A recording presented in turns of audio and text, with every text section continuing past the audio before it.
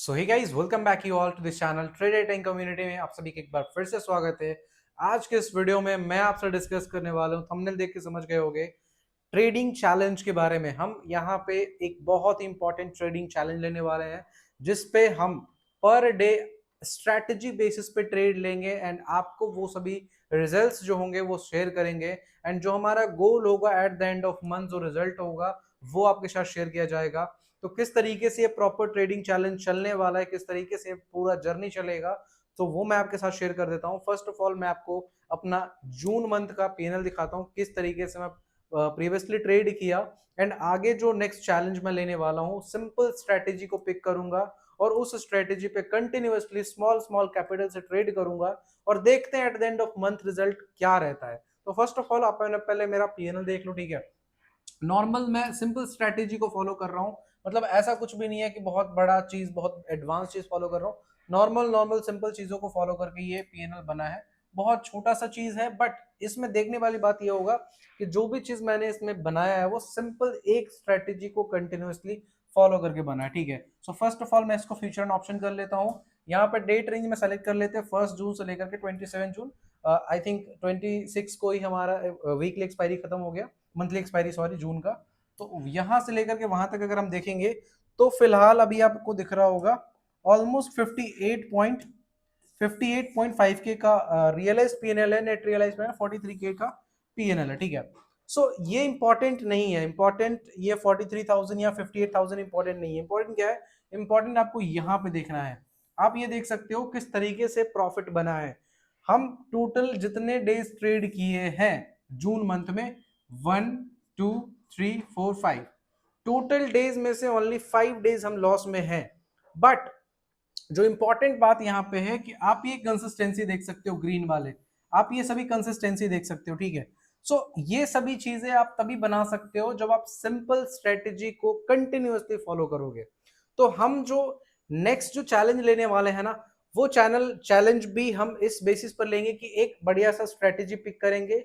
बहुत high accuracy की requirement नहीं है, सिंपल रिस्क मैनेजमेंट को प्रायोरिटी देंगे, रिस्क रिवॉर्ड रेशियो को प्रायोरिटी देंगे एंड कंटिन्यूअसली उसे फॉलो करेंगे और फिर देखेंगे किस तरीके से रिजल्ट आता है, किस तरीके का हम प्रॉफिट बना पाते हैं या फिर लॉस में चले जाते हैं। तो वो सभी चीजें आपके साथ ट्रांसपेरेंट रहेंगी। तो हम स्टार्ट करते हैं ट्रेडिंग चैलेंज किस तरीके से आगे बढ़ेगा। आप मेरा जून मंथ का पीएनएल देख लिए, सिंपल स्ट्रेटेजी को फॉलो करके बनाया हुआ है, कुछ भी एक्स्ट्रा नहीं किया गया है, ठीक है, और बहुत छोटे कैपिटल के साथ। तो फिलहाल अभी आपके साथ हम डिस्कस करते हैं कि हम जो चैलेंज लेने वाले हैं उसमें क्या क्या देखने को हमें मिलेगा। परफेक्ट। सो हम आते हैं अपने चार्ट पे, ठीक है। सो यहाँ पे मैं आपको डिस्कस कर देता हूँ कि ये चैलेंज जो होने वाला है जिसपे मैं पर डे, हमारा जो पर डे मैं बताता हूँ, जो हम पर डे रिस्क लेने वाले हैं। लेट्स सी, स्ट्रेटेजी भी रिवील करूंगा, कौन सा स्ट्रेटेजी फॉलो करूंगा और उसको मैं कंटिन्यूअसली ट्रेड करूंगा। सो पहले मैं रूल बना लेता हूं, जो मैं रूल ये अगले नेक्स्ट 1 और 2 मंथ के लिए फॉलो करने वाला हूं। देखो, पहला चीज ये दिमाग में रखना है कि कोई भी स्ट्रेटेजी हो, कोई भी स्ट्रेटेजी हो, ठीक है, जब तक आप उसे कंटिन्यूअसली 2 महीने फॉलो नहीं करते हो तब तक उस स्ट्रेटेजी का आपको actual accuracy, actual risk management जो आप फॉलो कर रहे हो उससे जो एक्चुअल रिजल्ट निकलना चाहिए वो आपको नहीं मिलेगा।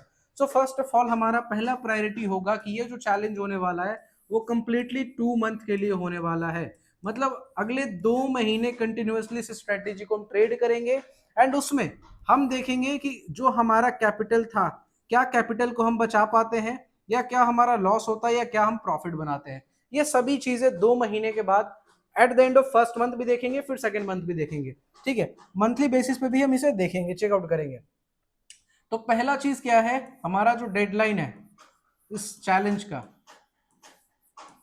देखो प्लानिंग बहुत इंपॉर्टेंट है। डेडलाइन जो होगा वो 2 मंथ का है, ठीक है।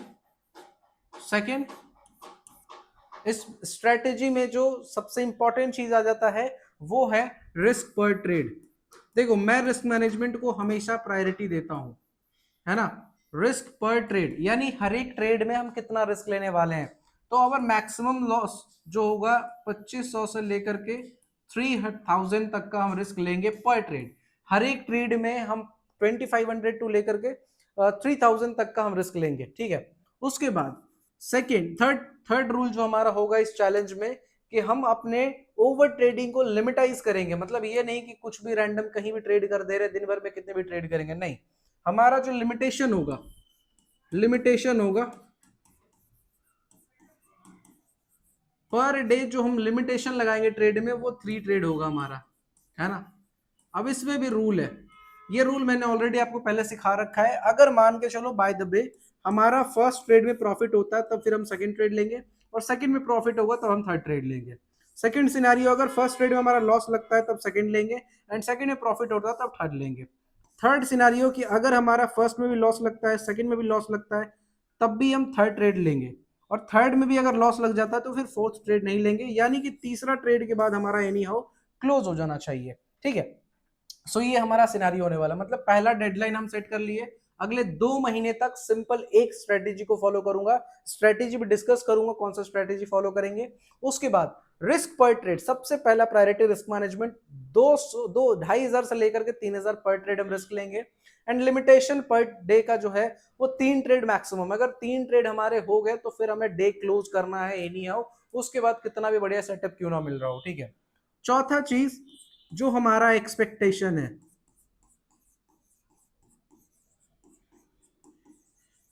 Expectation from the market. अब देखो सबसे बड़ा प्रॉब्लम यहीं पे आता है, लोग यहीं पे फंसते हैं। मार्केट से अनाप शनाप आप एक्सपेक्टेशन लेके बैठ जाओगे तो आपको मार्केट पैसा दे भी रहा होगा तब भी आप पैसे को रख नहीं पाओगे। एक्सपेक्टेशन आपका जितना जेन्युइन होगा, जितना ऑथेंटिक होगा, उतना आप लंबा सस्टेन करोगे मार्केट में। और मेरा तो ये आप सबसे कहना है कि अगर आप मार्केट में अभी तक प्रॉफिट नहीं बनाए हो, मार्केट से प्रॉफिट बनाना मुश्किल लग रहा है, तो आप अपने एक्सपेक्टेशन को जितना लो हो सकता है उतना लो करो। पहला एक्सपेक्टेशन आपका होना चाहिए what? Capital preservation. Capital preservation मतलब ये है कि at the end of month मेरा कैपिटल जो है, सपोज दैट हम इस जर्नी में 1 लाख रुपए कैपिटल डिप्लॉय करते हैं, या फिर 50,000 डिप्लॉय करते हैं, या फिर 20,000 डिप्लॉय करते हैं, वट एवर द कैपिटल जो आपके हिसाब से समझ में आता है, वो आप कैपिटल को प्रोटेक्ट करो। ये आपका पहला एक्सपेक्टेशन होना चाहिए मार्केट से, कि मैं पूरे मंथ ट्रेड करूंगा, एक सिंपल स्ट्रेटेजी को कंटिन्यूअसली ट्रेड करूंगा, रिस्क को डिफाइन करके रखूंगा, लिमिटेशन लगा के रखूंगा पर ट्रेड डे में, और उसके बाद हमारा रिजल्ट ये होना चाहिए कि मेरा कैपिटल बचा हुआ रहे। मैं प्रॉफिट बनाऊं ना बनाऊं मुझे उससे कोई दिक्कत नहीं, बट मेरा कैपिटल बचा होना चाहिए। बट आज की डेट की जो रियलिटी मैं आपको बताता हूँ, एक्सपेक्टेशन तो लोग बहुत बड़े बड़े लेके आते हैं, लोग प्रॉफिट भी बनाते हैं, but at the end of month capital की बात तो छोड़ो, वो बहुत बड़े लॉसेस में चले जाते हैं, ठीक है। तो मेरा पहला फोकस ये रहेगा कि मैं कैपिटल को प्रोटेक्ट करूं। दूसरा एक्सपेक्टेशन ये रहेगा कि मैं मंथली 10% का आरओआई जनरेट करूं।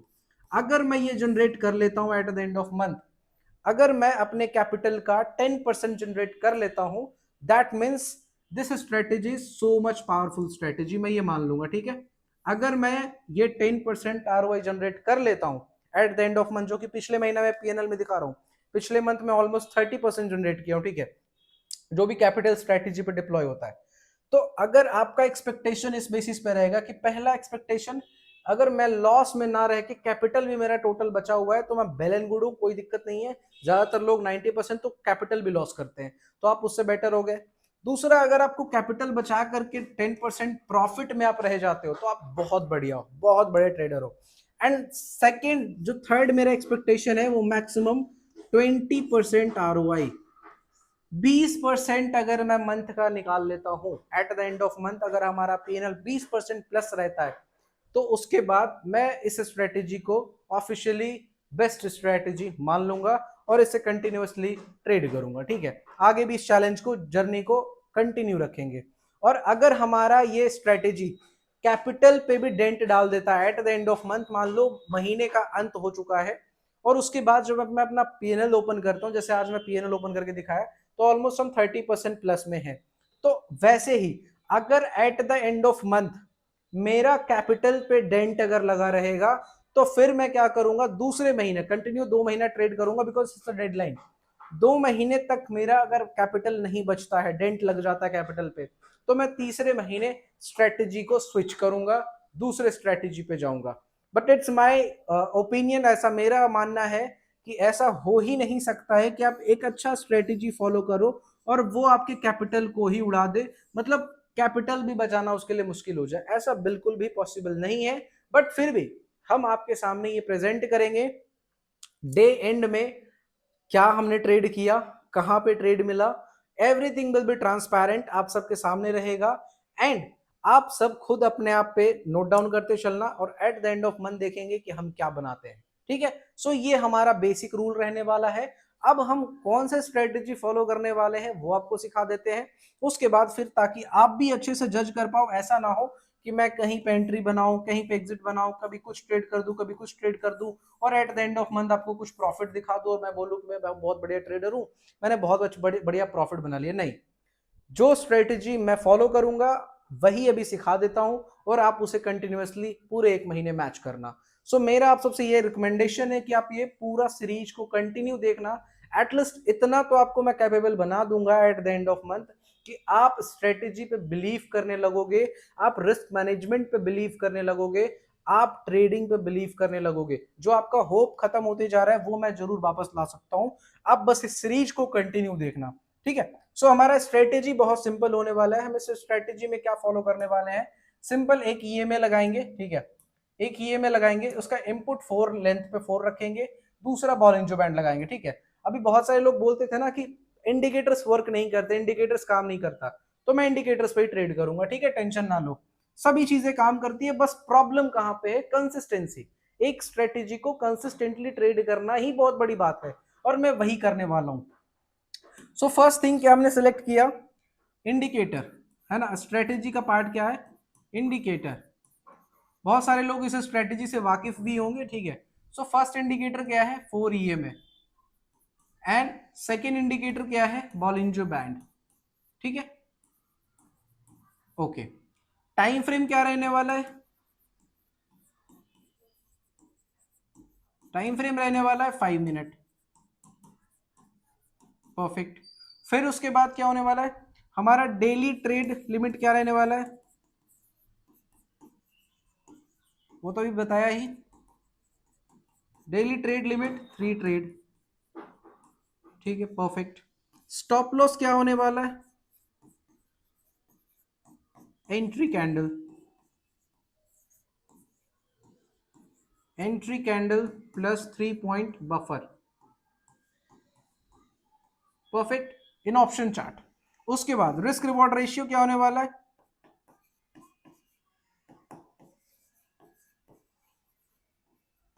तो यहां पे हम जो रिस्क रिवॉर्ड रेशियो फॉलो करेंगे वो 1:3 फॉलो करेंगे। ठीक है, हमारा सिंपल स्ट्रेटेजी कैसे बन रहा है, दो इंडिकेटर लगा रहे हैं, 4 ईएमए, बॉलिंजो बैंड, टाइम फ्रेम को 5 मिनट रख रहे हैं, डेली ट्रेड लिमिट 3 ट्रेड होंगे, स्टॉप लॉस जिस कैंडल पे हम एंट्री प्लान करेंगे सेम कैंडल पे 3 पॉइंट बफर लेके हम स्टॉप लॉस प्लान करेंगे ऑन ऑप्शन चार्ट, इंडेक्स पे नहीं लगाना। इंडेक्स पे बेशक से वॉच आउट करते रहना, बट हमारा स्टॉप लॉस जो प्लेस्ड रहेगा वो ऑप्शन में रहेगा। ठीक है, उसके बाद जो रिस्क रिवॉर्ड रेशियो, सबसे important part, risk reward ratio जो हम फॉलो करेंगे वो 1:3 फॉलो करेंगे। और कोई भी ट्रेड हमारा 1:2.6 प्लस चला जाता है तो उस ट्रेड में हम कभी किसी भी हालत में लॉस बुक नहीं करेंगे। मतलब after achieving this 1:2.6 risk reward ratio हमें प्रॉफिट लेके जाना है घर। ठीक है, this is simple rule for this challenge, for this journey. ठीक है, तो एक बार मैं आपको थोड़ा सा टेस्ट करके दिखाता हूं कि हमें कब कहां पे ट्रेड लेना था। ठीक है, एक बार आप उसको देख लोगे तो थोड़ा समझ में आ जाएगा। लेट्स सी, स्ट्रेटेजी क्या है, बहुत सिंपल है। जैसे मान लो ये बॉलिंजर बैंड का अपर बैंड है एंड ये लोअर बैंड है, ये मिडल बैंड है। ठीक है, and this is, sorry just wait, this is upper band, this is lower band and this is middle band. उसके बाद मैं कलर चेंज कर देता हूं, दिस इज 4 ईएमए। ठीक है, ये क्या है, 4 ईएमए, ये क्या है, 4 ईएमए। परफेक्ट। सो हमारा एंट्री कब ट्रिगर होगा, अगर अपर बैंड पे, अपर बैंड के नजदीक या अपर बैंड के आसपास कोई भी एक red negative candle, red candle मतलब ये नहीं होता कि रेड कलर में होना चाहिए, कोई भी एक नेगेटिव कैंडल, नेगेटिव मतलब शूटिंग स्टार, मैं बहुत दिनों से समझाते आ रहा हूं और अब प्रैक्टिकल करने की बात आई है तो मैं देखो उसी चीज पे ट्रेड करूंगा। ऐसा नहीं था कि आपको कुछ गलत बताता था। ठीक है, तो कोई भी एक नेगेटिव कैंडल जो सेंटिमेंट नेगेटिव शो कर रहा हो और वो 4 ईएमए को टच ना करता हो तो उसके जस्ट बिलो हमारा एंट्री होगा। ठीक है, एंड जस्ट अबव 3 पॉइंट, यहाँ पे जो ये है, यहाँ पे 3 पॉइंट का बफर लेंगे और यहाँ पे स्टॉप लॉस प्लेस कर देंगे। और यहां से लेकर के एटलीस्ट 1:3 का टारगेट प्लान करेंगे। ठीक है, ये हमारा सिंपल स्ट्रेटेजी होने वाला। वाइस वर्सा कॉल साइड के लिए भी जैसे मान के चलो ये अपर बैंड है, ये मिडिल बैंड है, ये लोअर बैंड है। उसके बाद क्या होता है कि मार्केट, ये suppose that this is 4 EMA and this is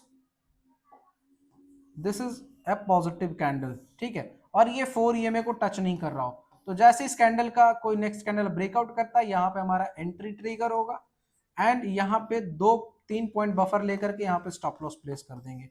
ठीक है, ऑप्शन के अंदर, और एटलीस्ट 1:3 का टारगेट प्लान करेंगे। 1:3 तो हमें चाहिए ही चाहिए। ठीक है, दिस इज सिंपल स्ट्रेटेजी।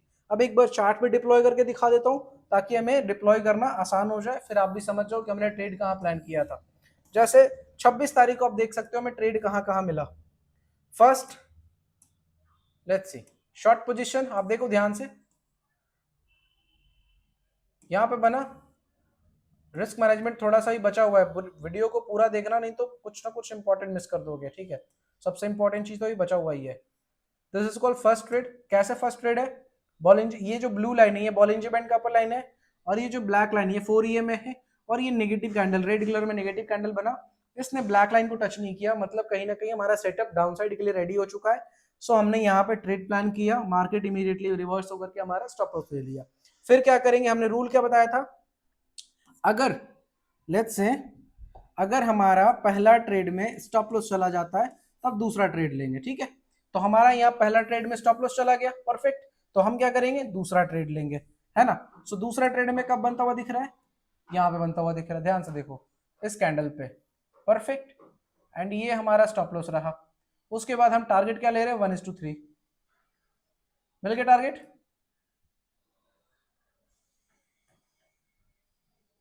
यहाँ पे मिल गया टारगेट। ठीक है, सो यहाँ पे हमारा स्टॉप लॉस गया, यहाँ पे हमारा टारगेट मिला। ठीक है, उसके बाद हमारा 2 ट्रेड हो चुका है। कितने ट्रेड दिन भर में करने, 3 ट्रेड करने, यानी हमारा 1 ट्रेड और बचा हुआ है। तो तीसरा ट्रेड कहाँ मिल रहा है, यहाँ पे मिल रहा है। ये पॉजिटिव कैंडल पे देखोगे तो यहाँ पे ये बॉलिंजर बैंड के लोअर बैंड के पास है ये वाला कैंडल। ठीक है, और उसके बाद ब्लैक लाइन को इसने टच नहीं किया है, ब्लैक लाइन को इसने टच नहीं किया है, तो हमारा यहाँ पे एंट्री बनता है, इस कैंडल के नीचे स्टॉप लॉस रहता है, एंड हमारा एटलीस्ट 1:3 का टारगेट रहता है। ठीक है, so this is what is जो हम आपको बता रहे हैं।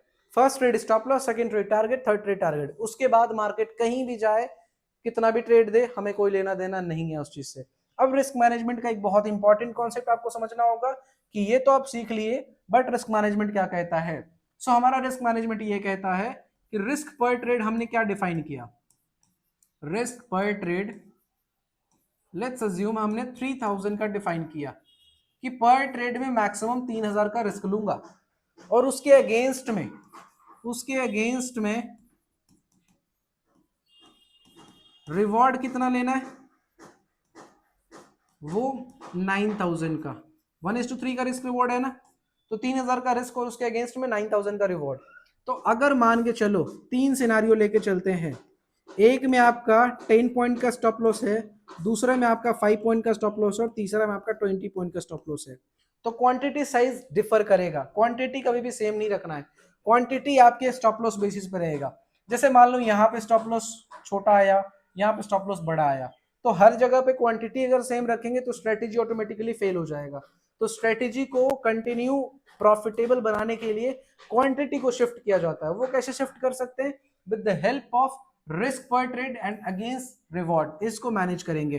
जैसे मान के चलो 10 पॉइंट का स्टॉप लॉस है, तो हम क्या करेंगे, risk divide by stop loss, कितना हो गया 300 क्वांटिटी।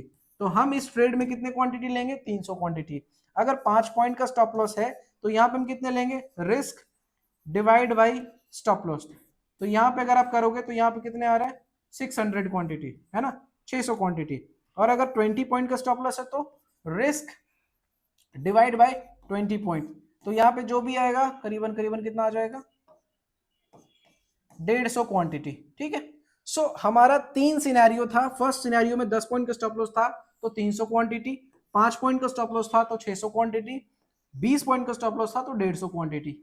आप देख रहे हो क्वांटिटी डिफर कर रहा है, बट स्टॉप लॉस जो है वो भी डिफर कर रहा है, बट हमारा रिस्क सेम है। क्योंकि हम पर ट्रेड रिस्क को डिफरेंशिएट नहीं कर सकते। हमारा जो रिस्क है वो डिफाइंड है 3000 मतलब 3000, उससे ज्यादा लॉस नहीं हो। थोड़े बहुत ऊपर नीचे स्पाइक की वजह से चले जाएंगे अलग बात है, but our risk should be defined. 3000 का रिस्क मीन्स 3000 का रिस्क, ठीक है। तो ये चीज आपको फॉलो करना है, आप, मैं फॉलो करूंगा सॉरी, और इस पे ही कंटिन्यूअसली हम ट्रेड करेंगे। And at the end of month हम देखने की कोशिश करेंगे कि हमारा क्या रिजल्ट रहता है। End of month, end of month. और ये चैलेंज मैं कब से स्टार्ट करने जा रहा हूं? मंडे से, ठीक है। आज तो